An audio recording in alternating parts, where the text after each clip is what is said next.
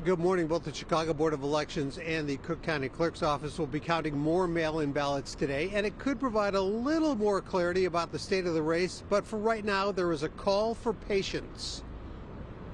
As of this morning, just over 2,000 votes separated the two candidates vying for the Democratic nomination for Cook County State's Attorney.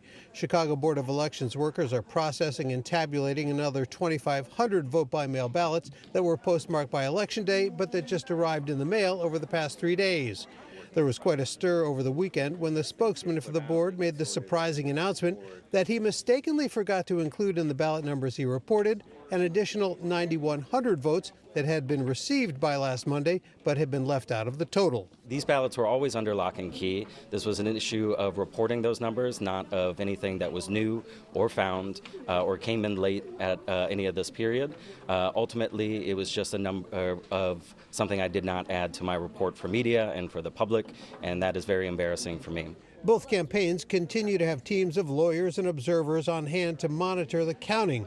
Clayton Harris's campaign manager issuing a statement saying, as the votes are processed and the margin in this race continues to shrink, we are watching closely and evaluating our options. We will determine our next steps when appropriate. Eileen O'Neill, Burke's campaign spokeswoman, saying, we have a vigilant team of volunteers, lawyers, and retired judges who are watching the vote count process at both election authorities very closely.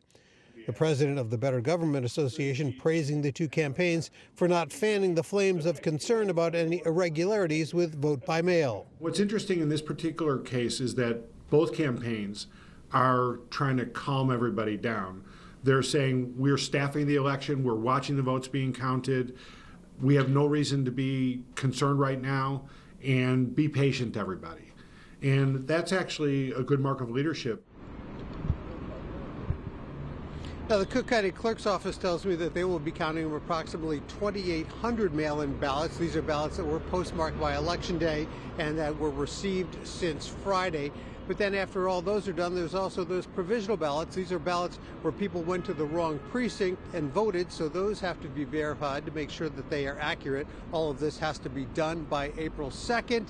And then, of course, there's always the possibility that the losing side could ask for a recount, so the wait for a winner to be announced in this race continues. Watch breaking news on YouTube. Subscribe to ABC7 Chicago Eyewitness News.